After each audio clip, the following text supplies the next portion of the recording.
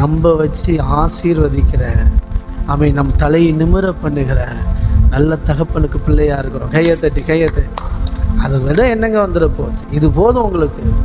அவருக்கு பிள்ளைங்கிற ஒரு தகுதி போதாதா? எத்தனை விசுவாசிக்கிறீங்க?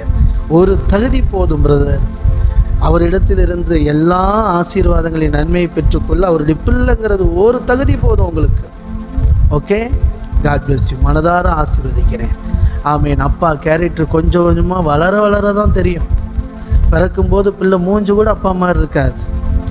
பிள்ளை செயல்பாடுகள்லாம் அப்பா மாதிரி தெரியாது. அதுக்காக எனக்கு பிறக்கலைன்னு சொல்லிட முடியுமா? போக போக போக போக தெரியும். அந்த ரத்தம் அப்படியே வெளியிறக்கமாகும். அப்படியே அப்பா மாதிரி பேசுவான், அப்பா மாதிரி நடப்பான், அப்பா மாதிரி நடிப்பான், அப்பா மாதிரியே லந்து கொடுப்பான், எல்லா வேலையும் அப்பா மாதிரியே செய்வான். ஆமாம், அதுதான் பிள்ளைங்கிற உறவு. இன்றைக்கி நீங்கள் அவரை சொந்த ரட்சகரை ஏற்றுக்கொண்டு வாழ்ந்துட்டு இருக்கிறீங்க. வாழ்க்கையில் எவ்வளோ குறைவு இருந்தாலும் நீங்கள் அவரை போல பிரகாசிப்பீர்கள். கரங்களை தட்டி. நான் உலகத்துக்கு ஒளியாக இருக்கிறேன் சொன்னவர் நீங்கள் உலகத்துக்கு வெளிச்சமாக இருக்கிறீர்கள் என்றும் சொல்லியிருக்கிறாரே. ஆமென் சொல்லுங்கள். அவர் நான் உலகத்துக்கு ஒளின்னு மட்டும் சொல்லலை, நீங்கள் உலகத்துக்கு வெளிச்சம்னு சொல்லியிருக்கிறார்.